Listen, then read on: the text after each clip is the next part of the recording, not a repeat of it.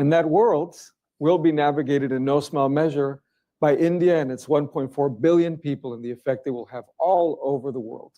Not a single issue that I mentioned, technology, climate, geopolitical dynamics, international political economy, makes really any sense without thinking about India and India's role in that dynamic. And as we think about India's role in the last few years, it has increasingly come to play a leadership role in a variety of challenges and issues around the world. Just to take one example, during its recent G20 presidency, India emphasized the importance of digital public infrastructure. A recent agreement between the United States and India highlights the possibility for international climate finance and reflects the possibility of unlocking over $1 billion in funding from international financial institutions. And if you go down the list, whether it's regional security in the Quad or issues involving multilateralism and the future of the international economic system, India and its government are playing an increasingly critical role. Today, to delve more deeply into these dynamics, we are privileged to have the External Affairs Minister of India, His Excellency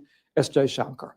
We're particularly delighted to have Minister Jaishankar because on the heels of the UN General Assembly meeting, we are in a perfect position to discuss some critical challenges that face the world, some opportunities that face India, and to understand how his own journey, which has reflected years as the country's external affairs minister since May of 2019, are now ultimately going to play out around the world.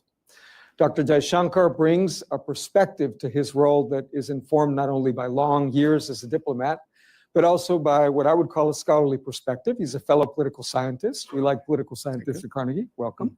He has started his career at the Air Force School in Delhi and then went to St. Stephen's College and studied chemistry, but then saw the light and moved towards political science and attended Nehru University, earning an MA and a PhD. After long years of service in the External Affairs Ministry, he was able to serve his country in Prague, in Beijing, in Tokyo, in Moscow, here in Washington, D.C., and then culminating his long career in the Foreign Service as Foreign Secretary. We have often talked here at Carnegie about how the world has changed relative to 10, 20 years ago. You have mentioned often that there is a multipolar moment that has already arrived.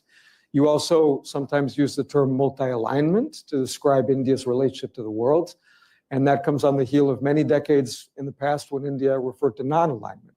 So I'd love to hear from you what multipolarity means to you and what multi-alignment means and how it's different from non-alignment.